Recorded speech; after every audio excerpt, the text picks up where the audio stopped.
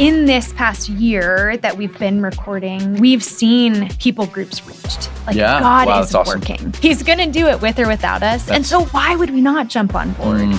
As we wrap up season 1, both of our hearts in this whole journey has been, hey, how can we empower our listeners, whether it's a stay-at-home mom, a person living overseas, a school teacher, a counselor, a business person in an office somewhere, to step into maybe God's role for them. What would you say, what's on your heart that an Even You listener might be able to take? If I could challenge you guys to one thing, it truly, truly would be together.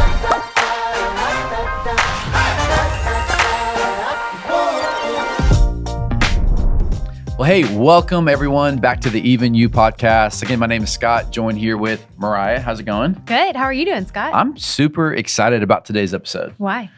Today marks 1 year since we've launched this Even You podcast. That's crazy. I know, isn't it crazy? It is. Feels like we were just sitting here yesterday for the first time in this studio, kind of figuring out the mic and the table and the whole thing, and it's already been a year. I know. It's pretty nuts. I feel like it's been a year and it's gone so fast, but I also feel like it's been 10 years and it's been a really long time. There's been some road trips, some fun conversations. I'm excited in this episode just to spend some time together recapping where this journey has taken us. I think there's been some really fun highlights of some conversations we've had, but there's also been some serious moments. I know the Lord's been stirring in our hearts. And but before we jump into some of that, tell me more about what has this journey been like for you? This is the first time for both of us to host a podcast. Yeah. What has that been like for you this last year? It's been fun. I feel like I have grown a lot in ways that maybe I did expect and ways that I didn't. When I started the podcast, my job was a recruiter. And so I was interviewing people. So asking questions was a part of my job.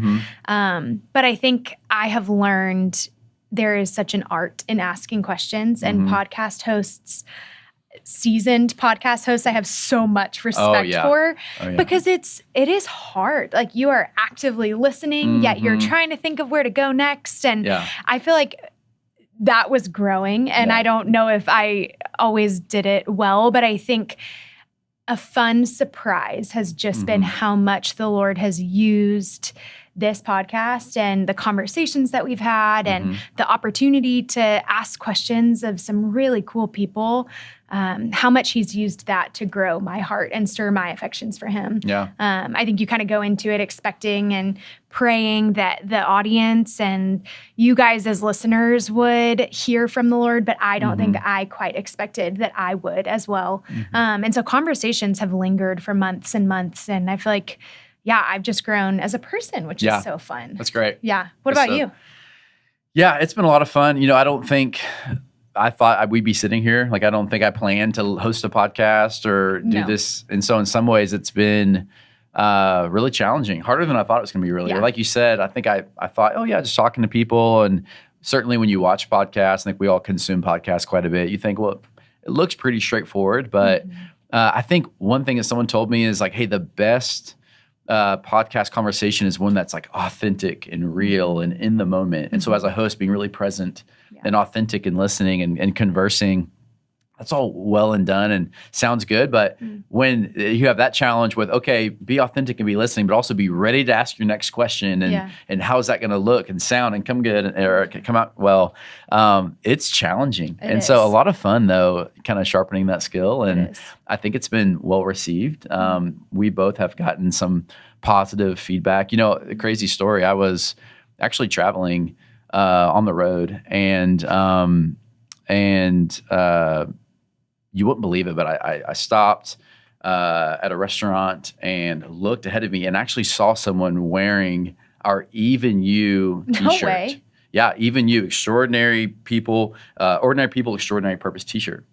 And my grandma just, loves the podcast. And she came up and just, she's our biggest fan. I don't know if you know that. So I'll have to introduce you sometime to her. Your grandma? Yeah, of course. And so really well received podcast. Just people all over the country, honestly, just listening to this. So it's been a lot of fun. But speaking of the grandparents, my grandpa-in-law is probably our biggest fan. So Jerry, if you're watching, thanks, Jerry. Appreciate it. Every time I see him, we talk about the podcast, which is so fun. It's fun to see the generations it's spanning and just people that also maybe have never really thought about unreached people. I think that has been something really, really cool. Yeah, I think a highlight for me has been just getting to witness the diversity of gifts and ministries and people doing different things. I think all on the same team, like all with the same heart and purpose. But just to see the uniqueness of that, I think we just had the chance to sit down in some conversations and get a glimpse into whether that's people more in the pastoral ministry or people who are teaching or authoring or perhaps on the front line of missionary work. It's been insightful to see, again, the similarities in some of those things, but then the way that also God, I think, uniquely gifts different people and you see them in their lane, you're like, yeah, you're right where you need to be. Has anything stuck out to you that, as you think back conversations on the podcast or moments or episodes that were your favorite? I mean, I think I could say something from every single episode that we've done. I think, the one that was probably really special for me and then also conversationally has lingered the most was our conversation with Miles. First of all, it was so fun to get to be in Auburn and with my college pastor, and he married us. So, there's a very almost like familial just comfort there. But I think that conversation, we talked about spiritual gifts and how, we can leverage those for the sake of the Great Commission. It's not just, hey, we all need to pack our bags and go, recognizing that we're all gifted uniquely and we need to take time to figure out what those are. And Miles as a pastor was really, what stuck out to me was he was, as a shepherd of his body, he felt like he was really focused on how do I take each gift from each person in my church and collectively lift that up to accomplish the mission. And I don't think I've ever heard a pastor speak like that as they lead their church. I totally agree. And so, I think for me, that after that conversation, I went back home and I took the spiritual gifts test he was referring to. And I realized for myself what I thought my spiritual gifts were have changed over the last couple of years as I've gotten older. I think the last time I took a test was probably in college. And a lot of them are the same. Like the root of who I am is the same, but some have risen up, some have fallen down. And podcast hosting, moved exactly. Sure. Strongest gift now, as you all can tell. No, I think the one to note was generosity. Never has that really ever been a gift of mine. And I don't know if I even recognize that could be a gift, but I think over the last year, the Lord has totally grown this joy and excitement in my heart to give to where he is actively working. And so it's been really fun to kind of go on this journey and recognize from what Miles was saying, oh, wow, this is a huge role that I get to play in the Great Commission. I don't feel like the Lord is asking me and my husband to move to the mission field. I have a job, so I can only go on so many trips a year. But daily, weekly, monthly, we can actively be participating in what he is doing around the world and the joy that brings. So I think for me, that was a super impactful episode that I've seen God totally transform my life, our giving, the way my husband views giving, honestly, the way our community group now engages in the unreached and giving in that way. And so I think that has probably been something for me personally that I've seen a ripple effect. And it has just lingered. That's awesome. I know. It's been fun. I think it'd be cool if we invited the Even You audience to take that same spiritual gift assessment. Totally. You mentioned the insights it gave. I did something similar in a discipleship group I'm in also. And it's cool how it not only brings light to the gifts you have, but almost, for me, gave a sense of identity and purpose to those gifts. Again, I think it's so easy for us to want to rank or prioritize certain things over others. And so maybe if it's a teaching or leadership gift, I think those naturally get put to the top. But then there's other gifts that I think when you see them on an assessment, then you see them more on an even playing field with scriptural background and stories of and examples of how those manifest. It kind of gives you some clarity and some energy to move towards those. Yeah. I'm reminded of the episode we did with the author and founder of Gospel Patrons, John Reinhardt. That was a good episode as well. Where, again, because that was his story, where he said, hey, as a believer in the marketplace, he felt like, I think, what was it he said, like a kind of a B-team Christian. But then as he started exploring what it would look like to really lean in and try to have an impact in ministry, he started finding stories, even from the Bible, of what he calls gospel patrons, or people who weren't actually in the full-time ministry, but people who were in ancillary supportive roles, whether that be resources, whether that be funding, whether that be networking. And he told some stories on that podcast that I've honestly never heard about how God has used people in those kind of capacities to fuel the Great Commission, to fuel the kingdom growth over the last 2,000 years. Right.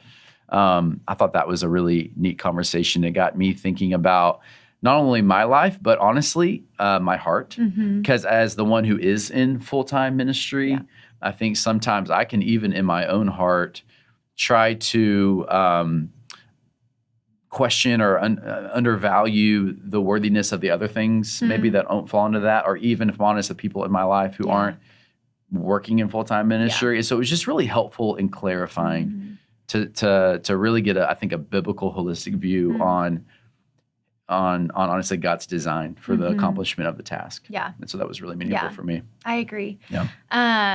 So for you, you are a fully support-raised staff member of East West.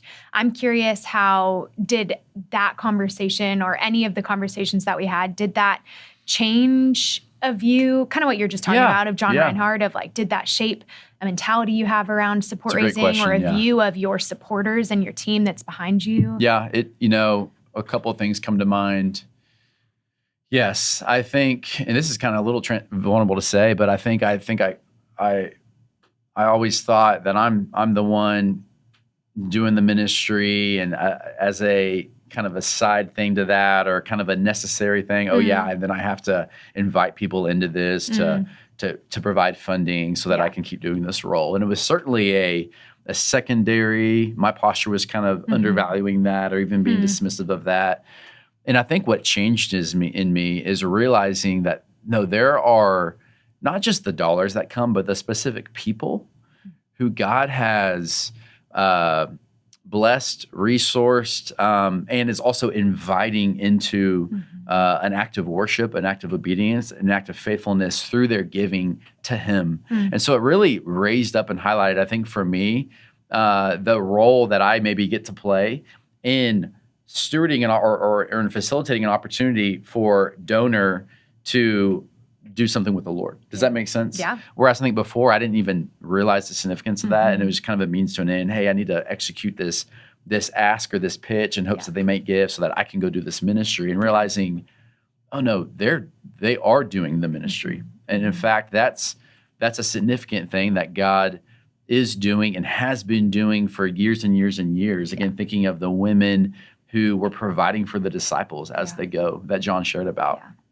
In no way is that secondary. In no way is that a side thing. That was the mechanism by which God was advancing the mission of the disciples, and it was critical. And if it wasn't there, it wouldn't have moved forward. And so it's certainly raised, as a support-raised missionary, it's raised the significance and urgency that I have in those interactions, realizing, hey, I have an opportunity to again facilitate that. God may even use me, an opportunity to fund ministry with East West, to do something in the lives of people.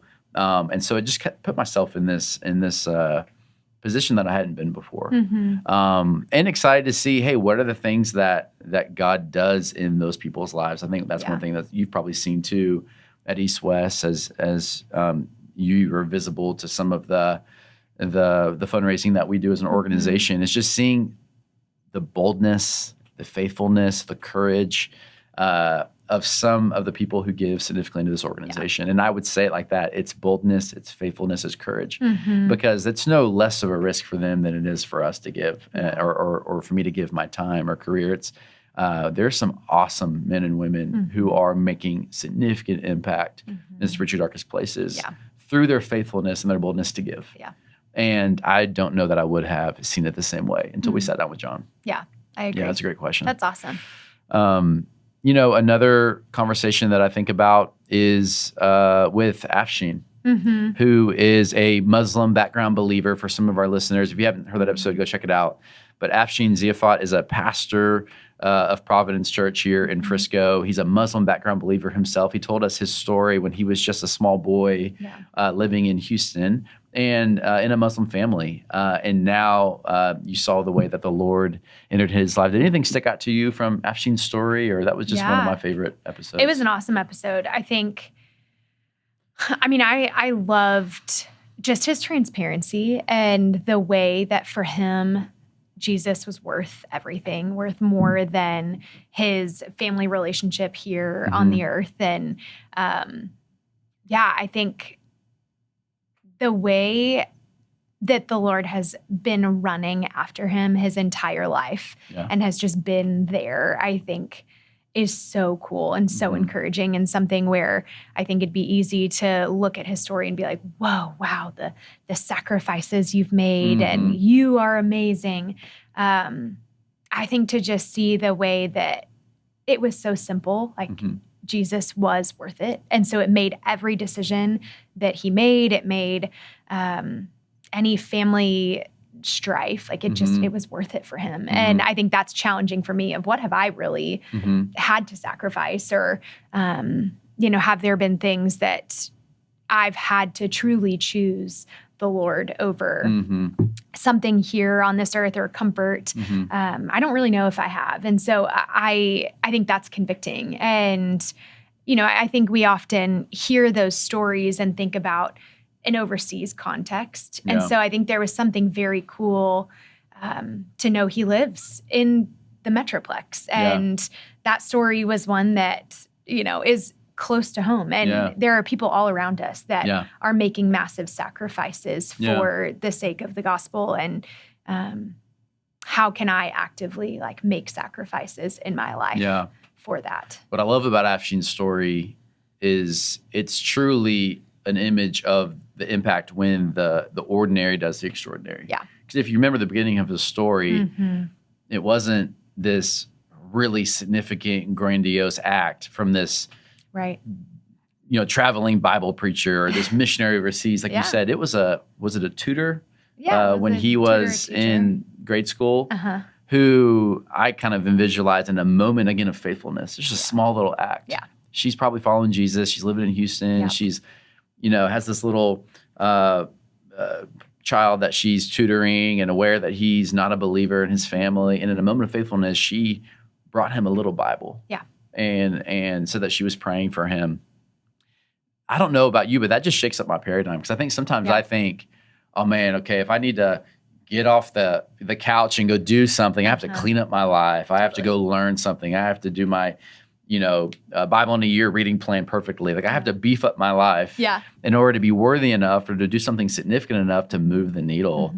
And that you look at all that God's done through that lady's life, but all it was a little moment of faithfulness. And I don't know if she ever saw the fruit or will see the fruit until she's in heaven of that, but motivating to me to know that regardless of what happened this morning or what happened yesterday or the last year, what ministry in my life has looked like, there might be an opportunity this afternoon to take a small step of obedience and faithfulness and worship to the Lord, but be a part of something that he's going to do that's going to change eternity. Yeah. And so what are those small moments? I have a friend in my life right now who said he's praying for a divine opportunity every single day, just one. Yep. And so it's got his eyes open to, Lord, where is that? Yeah. As I'm driving in my car, as I'm taking the trash out, as I'm in the supermarket, is there one divine moment that I could take part in? Again, the ordinary doing the extraordinary. Yeah. That could change someone's life. Totally. That's really motivational for me. It is. I mean, I think I look back on so many conversations we've had with people who are doing their life seems more ordinary. They're counselors or teachers or, just kind of everyday people. They're not famous authors or, 40-year missionaries. And I think I've gleaned a lot from them, from those conversations that we've had of, what are those kind of everyday things that I'm choosing to do that is prioritizing God and prioritizing his story. Yeah. And, I think in some ways there are weeks I've done that, and then there's weeks and months that I haven't. Yeah. I think I was compelled to engage my neighbors more. And, so my husband and I gave a Christmas card and a little small Christmas gift to our immediate neighbors. Yeah. And I had at least one couple over, but at the same time, I did that. Yeah. And have I followed up again? No. And so I think, there's imperfection in, my efforts to engage the people around me. But I think each of these conversations, I've been compelled to do more by ordinary people around me and the conversations that we've had to make that a priority. And so, yeah, I think, I'll be transparent of I started the podcast having just been on my first trip with East West. And I think the excitement and the zeal that I had for people to come to know him and what we do as an organization and for Great Commission work, I needed to get on my next trip. I needed to tell anybody that I saw. I needed to do more. Yeah. I wanted people to experience what I'd experienced. And then the podcast started and it had such cool conversations, and I'd never hosted a podcast, and I was learning so much about the unreached. And then I think as time has gone on, sitting here a year later, I've done some, but I think I feel convicted sitting here today, recognizing that, yes, I've done some, but I think I could have done more over the last year to continue to be involved and to continue to capitalize on that zeal and all that God was doing. What do you think it is that is it distraction? Yeah, is it just totally? I do. I think it's distraction, and I think life gets busy. Yeah. And I think that's exactly what the enemy would love to see, right? Like if we were all just sold out, on mission and on fire and go, like, I think we could do it. Like, I think we could reach everyone. And so I think sitting as a podcast host, as somebody that works for the ministry, even I have realized how quickly we are distracted and drawn from the purpose of kind of what we're doing. And and so I guess my challenge to myself and my challenge to everybody listening is, what does it look like to intentionally like put effort to go? Yeah. To intentionally put effort, I would even say like once a month, to do something. Yeah. To walk in those spiritual gifts. Yeah. Look for those opportunities. Exactly. If we believe that God's given us these gifts for a purpose. Yeah. Totally. I think of Ephesians 2:10, calling us God's handiwork, created in him to do good things, like for a purpose, for an assignment, for a mission. Right. I think one of our guests was saying, even you must, you know what I mean? That idea that if you don't, then who will? Yeah. If we believe that, then, and I'm the same way, Mariah, I appreciate you sharing, but I'm the same way. I look at my life or look at these conversations, and it's certainly peaks and valleys, or it's moments of energy and attention, and then moments of distraction. Yeah. Where you look at my calendar and it's a day full of meetings and tired exhaustion, and then going out home, walking straight in my house. There could be a neighbor right next door, or there could be an opportunity right in front of me, and my eyes aren't up, and instead I'm distracted and tired and busy. And again, like you said, it's convicting to think it's probably what the enemy wants. Yeah. I heard the other day it said that there's more Christians on earth today than there's ever been in the history of the church. Do you think about that? There's more believers today, whether that be in East Asia or South Asia or Africa. The church is expanding in South America. There's more today than there's ever been. Yeah. And so I think we must then also believe that the enemy is then probably also geared up. Yeah. That he's probably more active, more intentional, more diligent to stifle our mission than ever before. Right. And so I think it's a reminder of the spiritual warfare, that the task is remaining, the urgency is high, but also there's an enemy who's certainly trying to distract us from that. And so you mentioned our listeners, and I think both of our hearts in this whole journey has been, hey, how can we empower, encourage, remind our listeners, whether it's a stay-at-home mom, whether it's a person living overseas, whether it's a school teacher, a counselor, a business person in an office somewhere, to step into maybe God's role for them, to step into the assignment, the opportunity, to step into the spiritual gifting. As you think about, as we wrap up season 1, we certainly don't want to just have a lot of conversations and exciting moments of like, that was encouraging, but hopefully that people take a step. What would you say, what's on your heart, what a step that an even you listener might be able to take as we wrap up season 1?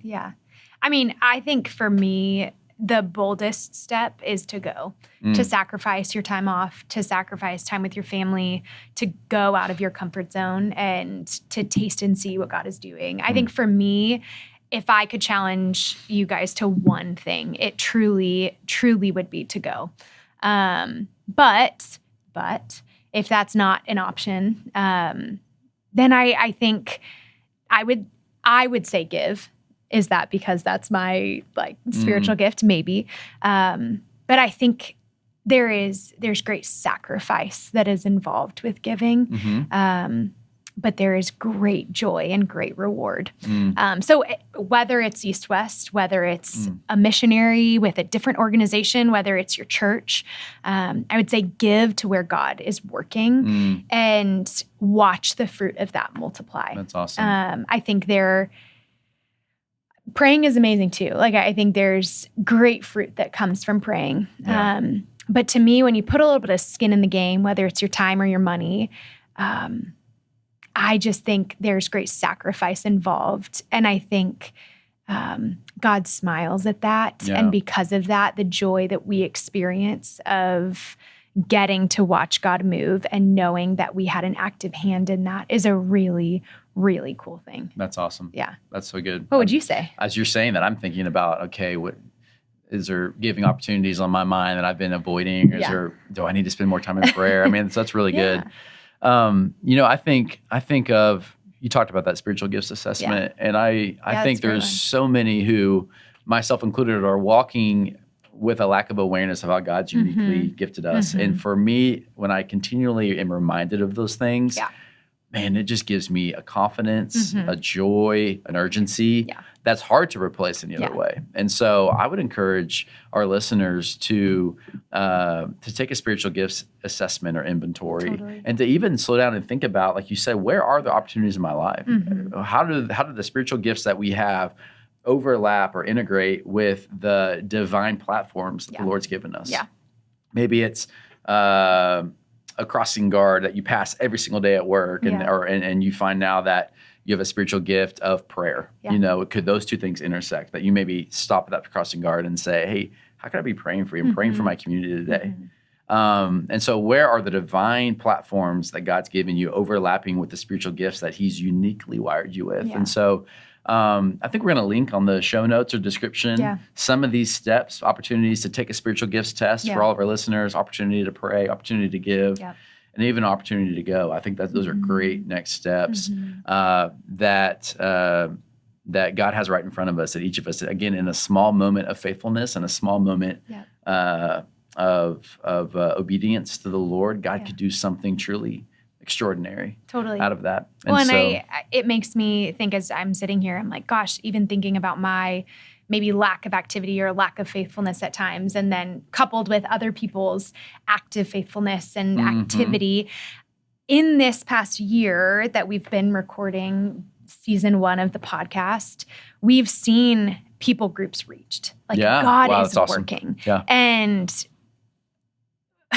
he's going to do it with or without us. And so why would we not want to participate? And why would we not want to be on board with what he's doing and where he's working? Because the task is being achieved. Whether or not we're active in it, he's going to do it. And so why would we not jump on board? And so I just do it, get involved, say yes, do the thing, because he's working and he's going. And He'll do it with or without us. That's and awesome. I'd rather be a part of what he's doing. I love that. Yeah. God's good, and he's so good to us. He let us be a part of that. Yes. There's 3 billion people that haven't yet heard the gospel, but we know the end of the story. Yeah. The gospel will reach those tribes, those tongues, those people groups.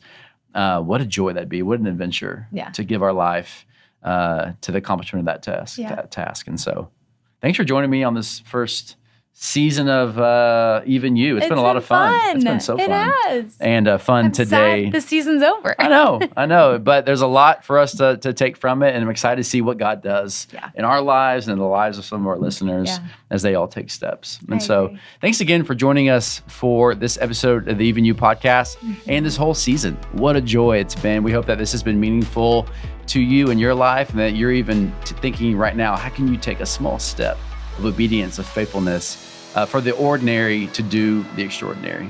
So thanks again for joining us on the Even You podcast. And as we always say, go be extraordinary.